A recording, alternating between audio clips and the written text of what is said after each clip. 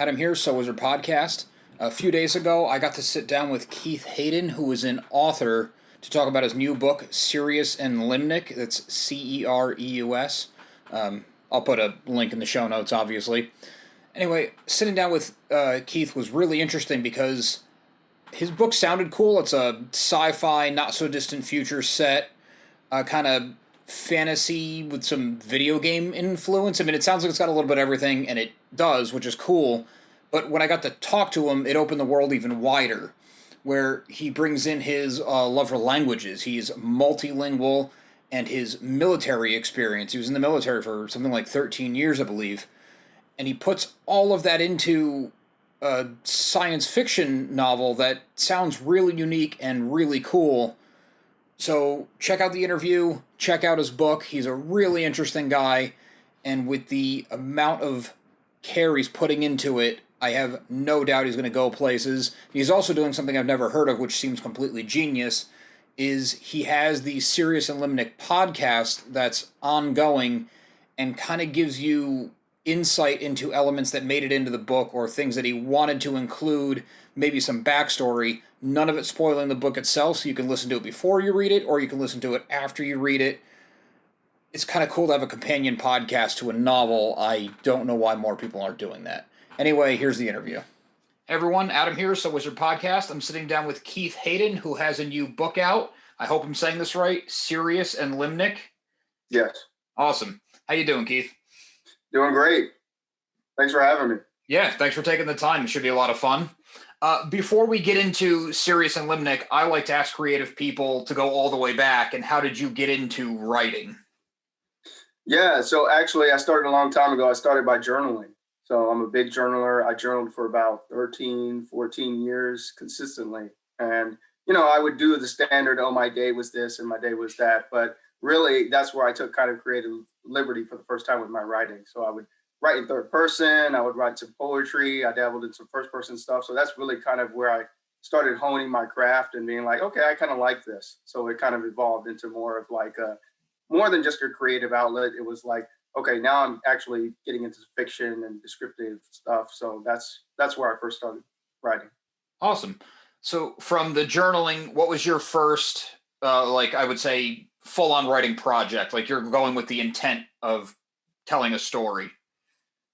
So I actually did a few short stories a long time ago. Never published any of them. They never really saw life outside of my computer. But actually, my first long-form writing project was a nonfiction book.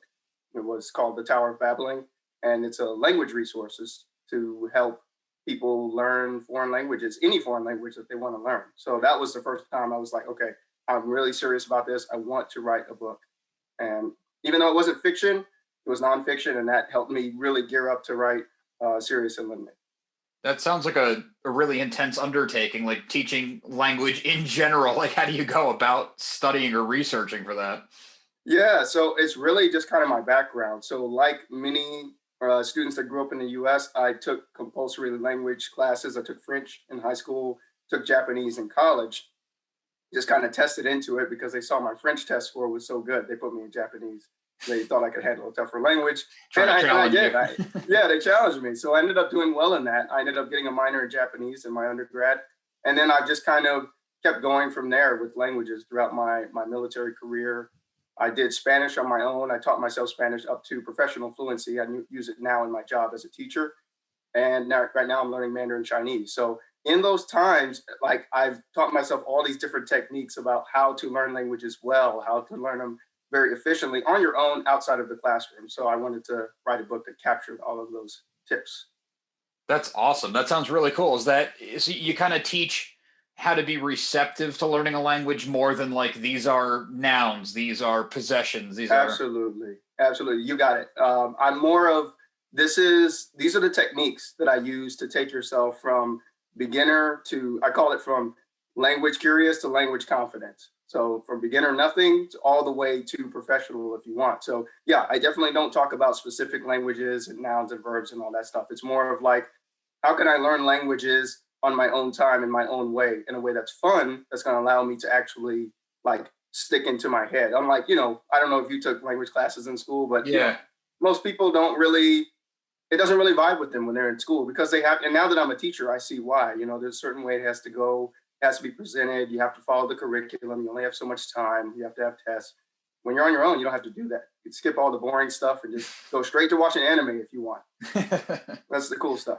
That's awesome. Where can people get that book? It's also, you can find it on my website, keithhayden.net, but of course it's on Amazon as well. You can find the paperback on there, and then the digital copy, you can find it on Barnes & Noble. It's all over. It's been out for a couple of years now. Oh, that's awesome. You just sold the copy. I'm going to order it for my wife as soon as we're done. Right. That's awesome. Very cool. Okay, so you said the language helped serve you in your military experience. So was that right after high school?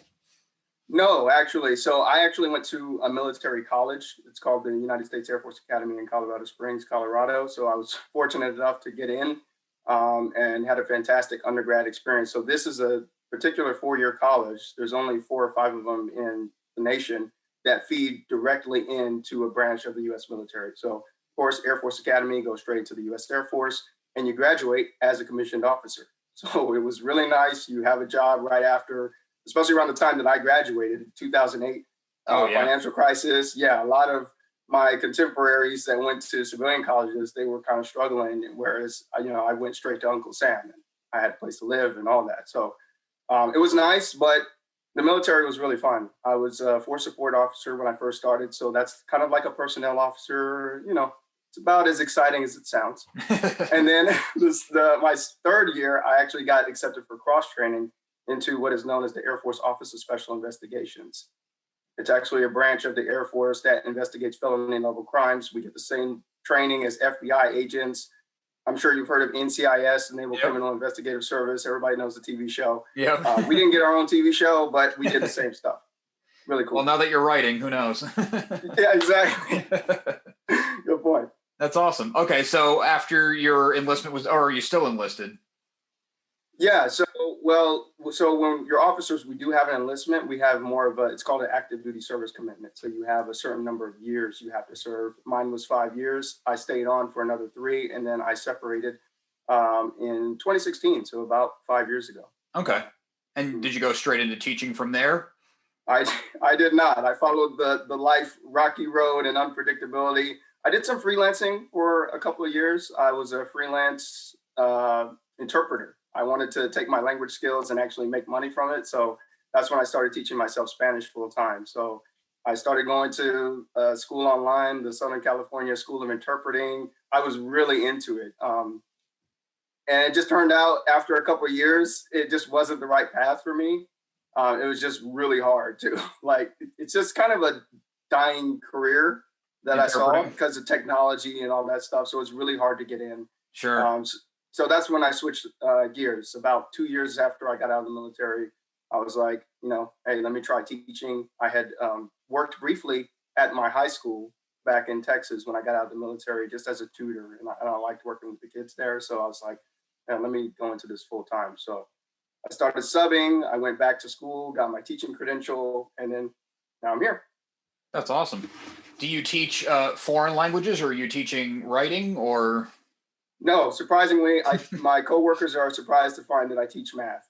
Okay, I was going to say math is a joke, like the furthest thing from language, math. Exactly, yeah, and it's funny because my coworkers who find out that I write, and they're like, "Oh man, you wrote this fiction book and all this," they're like, "I thought you only liked math. Like, how is a math teacher writing fiction? It just doesn't."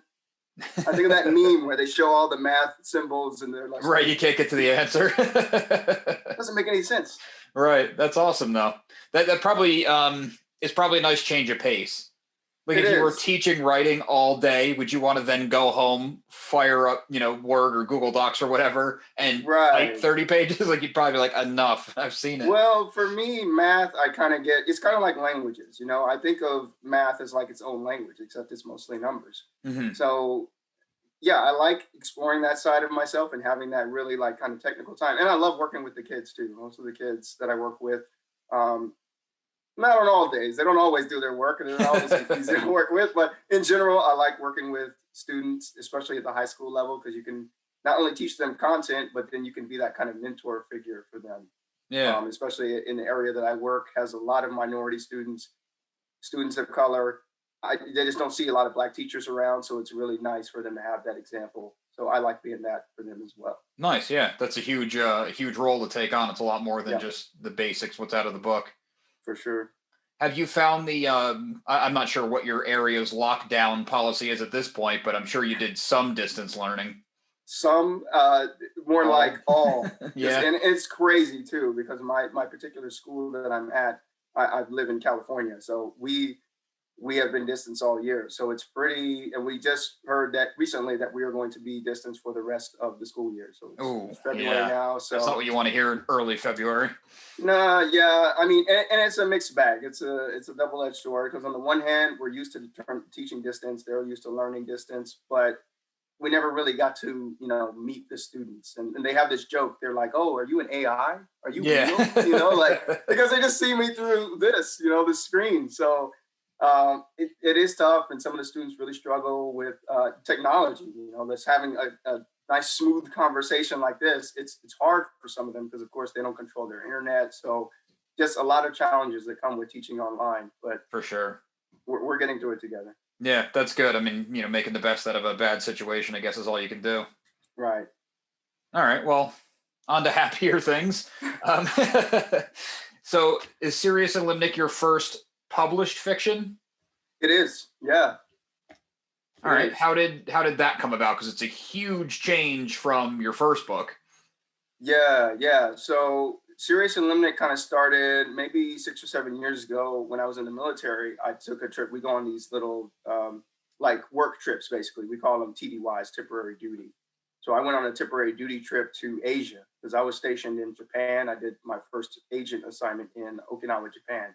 So I traveled throughout Asia, went to China, went to mainland Japan, went to Guam, just all throughout the Pacific. So I went to Korea, South Korea on this one trip, and I just noticed they were building a lot of things.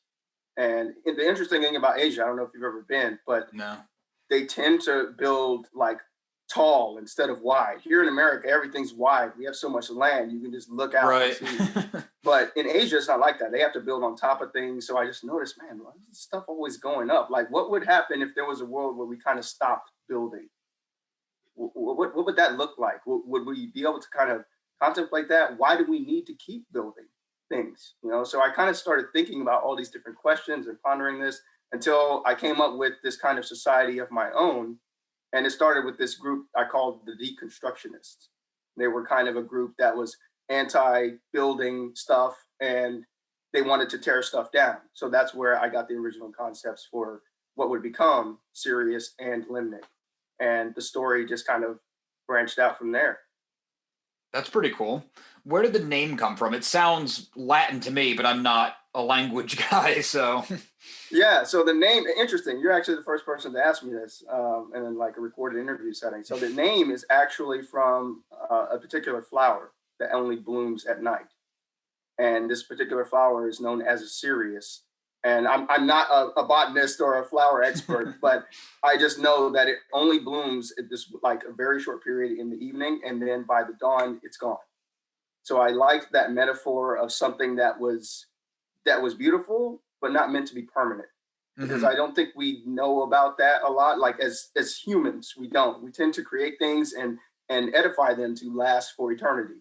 Yeah. I write a book, I hope it lasts. I create a podcast, you have an interview, you have a podcast, you hope like as many people as possible can hear it and that it endures. We just don't think about making things temporary in general. So I wanted to have a book that kind of embodied that and have a name like that. That's a really cool name. I mean, I didn't know what it meant until you described it, but when you get into it, that's really cool. And you can kind of see it fitting into your story. Awesome. So your story is kind of a mixed bag. It's sci-fi, fantasy. Is it like futurist, like set in our universe, or is it a total departure? It is definitely set in our universe. It's set in Northern California, where I live right now. And it is very much of the book is very, people will recognize the setting. They'll recognize San Francisco, they'll recognize Sacramento, some smaller cities around the area where I've lived and where I've done business here in the last couple of years. But then there's a futuristic element as well. And what I really wanted to do was paint a picture between our current society and then where this potential future society has taken the world in the future. So that's where the sci-fi comes in. I do some speculative fiction when it comes to certain gizmos and gadgets, certain mentalities that the society is in the future. So it takes place in the not too distant future, 2062. Okay. And yeah, it's kind of, so it's not a distant planet, it's not a different dimension or anything like that, but it feels familiar, but it should feel a little different at the same time, because most of the characters live in that new futuristic world, and then they'll refer to the world that we know today by its own kind of, oh, that world, you know, like I don't want to spoil everything in the book. Sure, yeah. They'll kind of refer to it. Oh yeah, that world. It's all not so far off that talking about it makes sense. Exactly. So I'm hoping that readers kind of see both of these worlds, but then they mainly see from the perspective of this new society, like what could be. Okay, that's cool. Did you have fun like extrapolating on like our current technology and things in the news and just a blast? Yeah, I mean, certain things I have to admit I'm not the most original. Like when it comes to like there are lasers, there are robots, you know, there's AI, you know, that stuff that's kind of common in science fiction these days. But I do kind of take some liberties and I kind of create my own devices. I create my own, just like I said, like mentality of the society. Like how would we be thinking about this technology in the future? How would we be using it? And I didn't want to focus too much on the technology itself. I know there are some hardcore sci-fi fans that are like, they want the hard science. They want the physics, the calculus, the math behind how does this thing work and all that stuff. Even though I'm a math teacher, I really don't enjoy that aspect of that as a writer. I'm more interested in how does the technology affect these characters? Because I know the readers are going to experience the story through the characters. So I wanted that to be the highlight, not the technology in itself. That makes a lot of sense because you have to, there's no way you can ignore technology in our current world, let alone 50 years from now. But it makes sense that you're telling a narrative. You're not writing a manuscript. You're not writing a, I can't think of the right word. Technical manual. Yeah, exactly. Thank you. Yeah. Very cool. So that's out now. It just came out like 2 weeks ago, week and a half. 2 weeks ago. Yep. 2 weeks ago.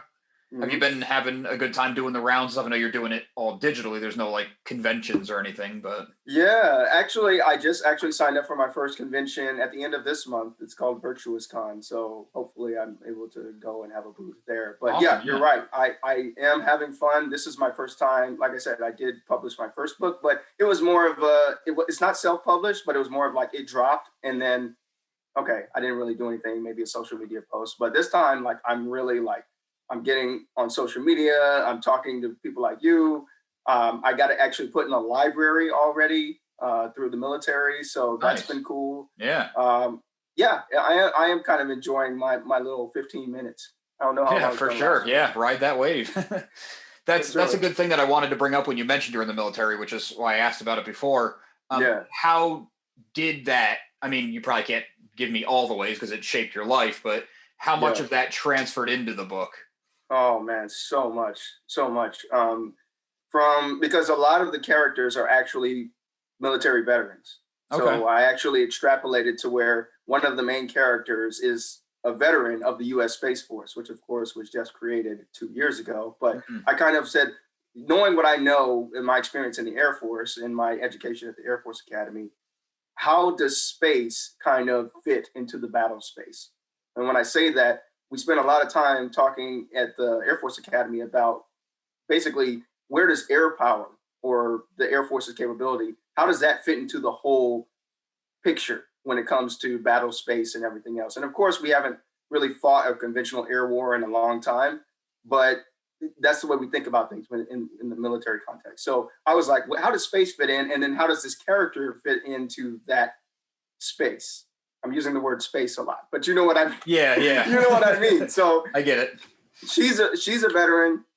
The other main character is also a veteran, but it's not as much a big of a character for him, part of his character. But then there are several secondary characters who are also veterans that are in this kind of paramilitary unit, and they are highlighted in the book as well. So a lot of veterans issues that I wanted to address in the book too. PTSD, just kind of that feeling like an outsider, that that sense of purpose that you lose when you leave the military. Because I know that's something that I struggled with when I first got out. I was like, here I am. I've been in the military almost 13, 15 years, half my life, pretty much. Like, how do I think for myself? What do I do? They always gave me a job, a place to live.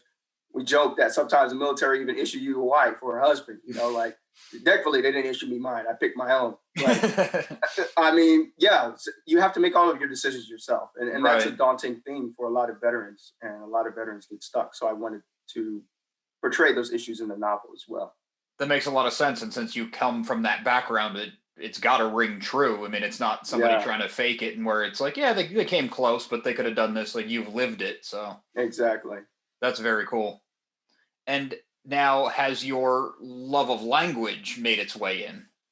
Absolutely. Yeah, my language made, and it's more than my love of language. It's more my love of culture and different, like, and it's interesting when people find out that I'm from Texas, they're kind of surprised because not just the way I talk, but they're like, I grew up in Texas, so I know. We were taught, Texas,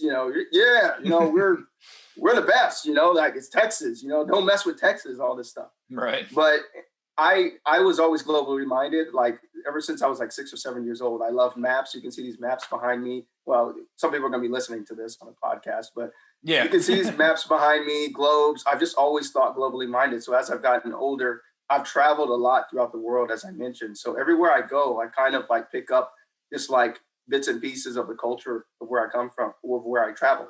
And I kind of infuse that into who I am. So in the novel, I definitely throw some language in there. I have one of my main characters of the three. She's a teenage girl, Asian American. So she has this Chinese heritage. So there's some Chinese in there, some nods to Chinese culture in there as well. There's nods to anime and Japanese culture.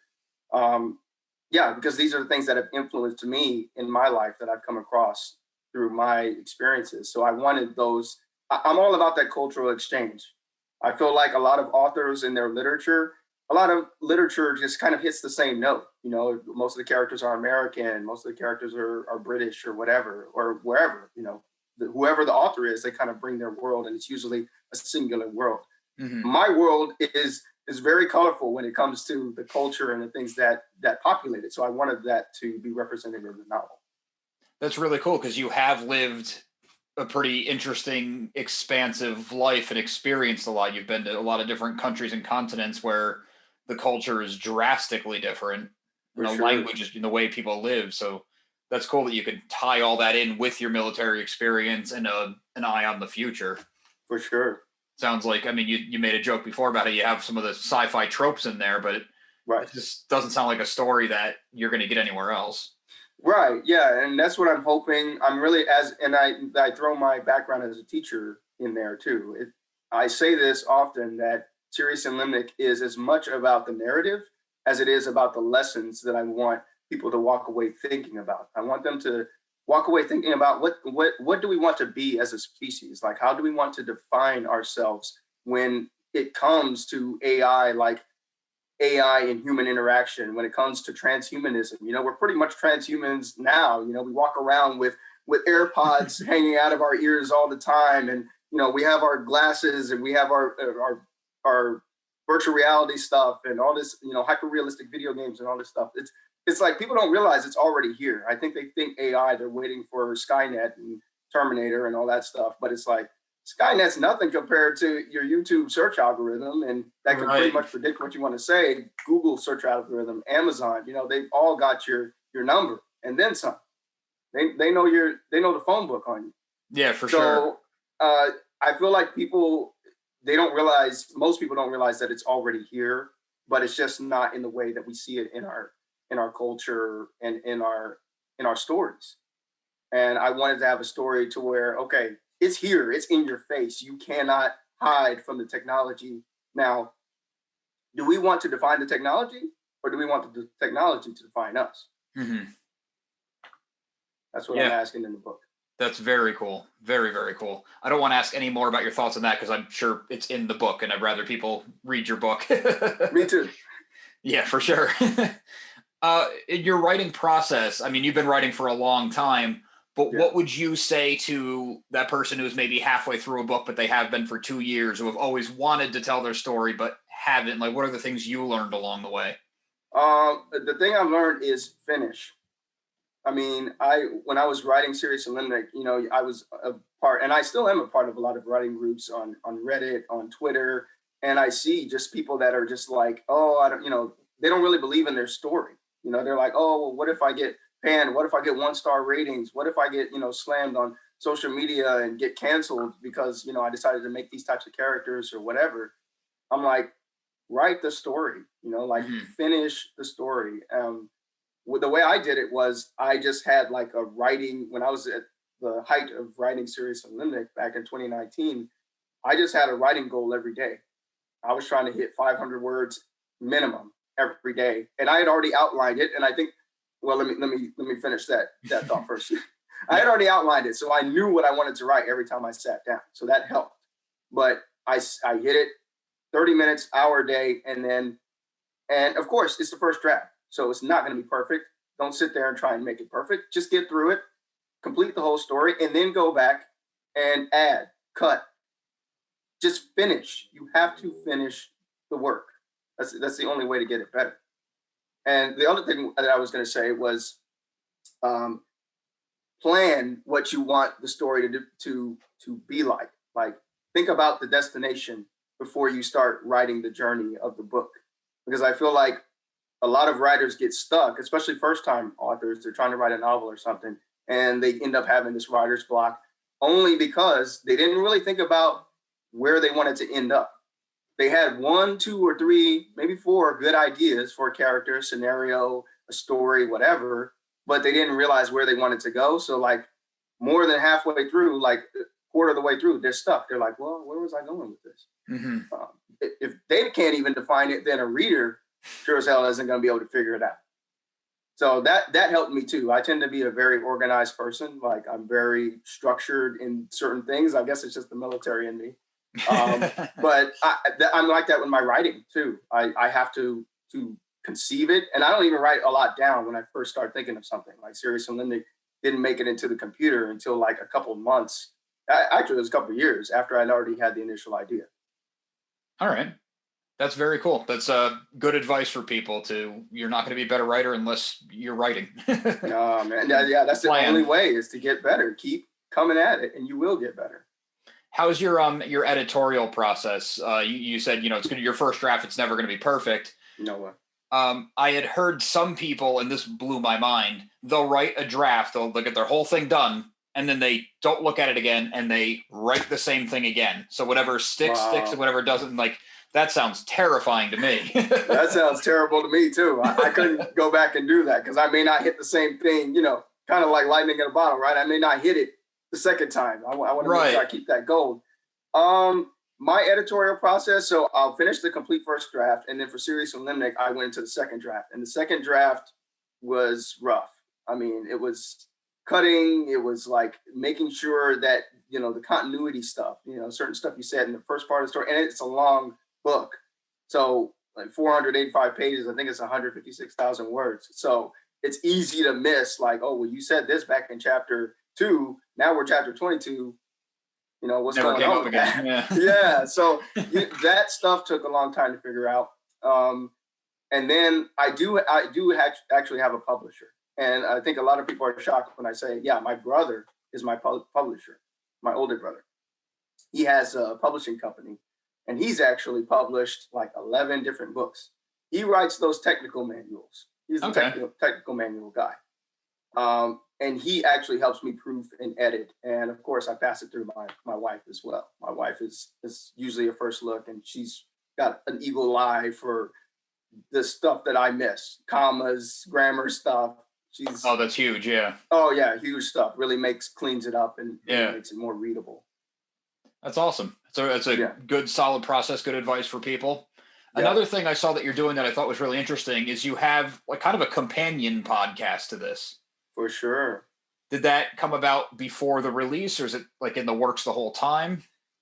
Before the release, yeah. So it actually started as like a marketing thing, because I was like, I want to get eyes on this book, but kind of in a unique way. And it was funny because when I started the podcast, I was looking, well, before I started, I was looking for kind of exemplars, like, okay, has anybody done this type of podcast before?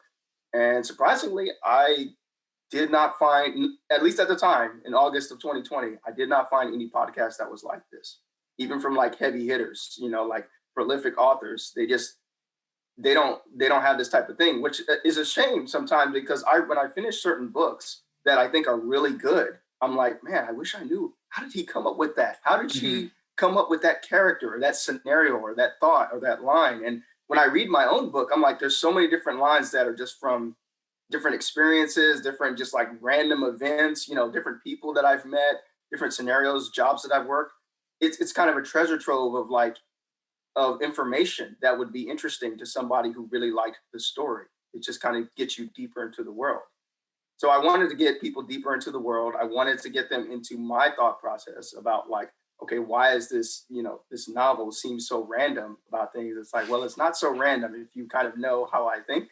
Right. So I wanted to do it in a kind of a digestible way. So I started podcasting actually last year because of COVID.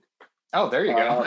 Yeah, I wasn't really even podcasting. I was just reading my first book. I was just reading the Tower of Babbling, and I was just like, I recorded like a vlog before this. I would just, because you remember last year, like everybody was like, oh, COVID-19 and schools shut down, and I was working in a school at that time. I was working in a middle school in my town, and they shut down, of course, and I'm in the middle of this, and all of a sudden you have nowhere to go, nothing to do. And I lost my job as well. I was a math tutor at a place not far from where I live, and I lost that job. So here I'm just sitting at home. Yeah. What the hell am I going to do with my time? Right. No end in sight.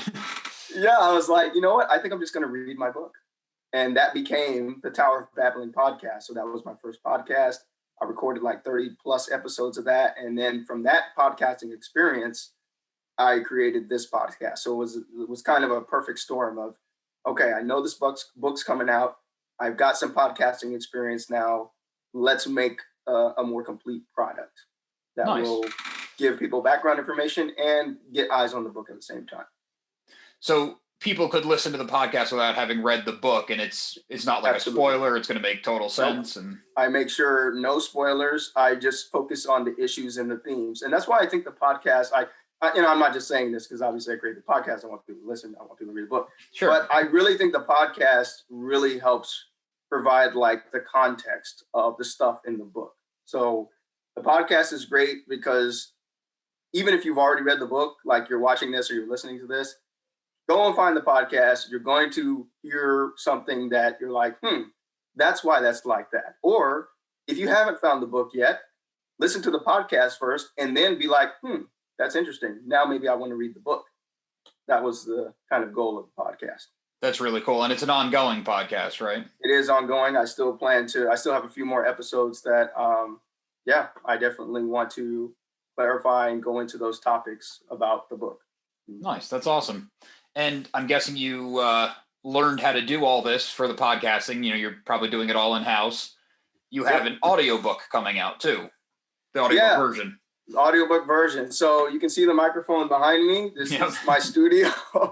This is kind of where I live. I spend hours and hours. This is where I teach class. This is, it's just kind of, same as everybody else during COVID times. But I've taught myself how to do podcasting. I've taught myself how to record audiobooks and I'm really like practicing, like trying to like do the characters, get into the, give the emotion of it. And I think that's the advantage of doing your own audiobook is that you can, the story beat that you were trying to hit, the level of emotion or, how much you should go in or how much you should pull back with certain scenes. So I've actually already recorded about 15 chapters. Oh, wow. Nice. So you're moving along.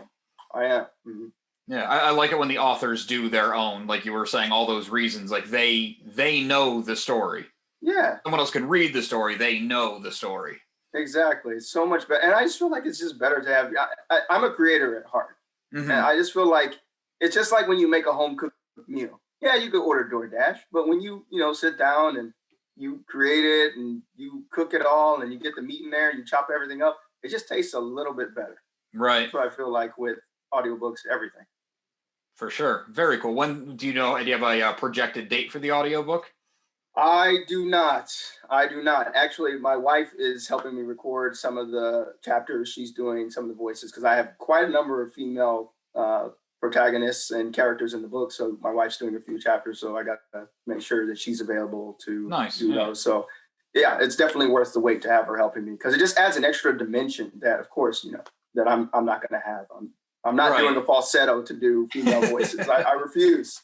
It's not going to happen. You probably only get so many out of that too. Exactly. Until my voice just cracks and it's exactly. Yeah, then you can't do anything. Yeah. That's very cool. It's exciting. But Cereus and Limnic is out now, and it's printed and like Kindle or ebook and print copies available. Mm-hmm. Very cool. Do you want to give everyone your socials where they can find you, your website, all that? For sure, yeah. If people want to look me up, I'm at keithhayden.net. That's keithhayden.net, just my name, .net. And there you can find more information about Cereus and Limnic. You can find more information about the Tower of Babbling. I also offer, I'm trying to do this thing where I offer language courses and language consulting, things like that. So you can find that stuff on there. I'm heavily active on Twitter. Twitter is my most active social media. You can find me at @KH_author. That's one of my Twitter accounts, and then my other Twitter account is more like for languages. So I have it's at KH_way too lang. That's way too lang. WAYTOLANG. I do have a YouTube channel, but I'll be honest, I'm not that active on it. Twitter is the main one. You can find me on. And your podcast?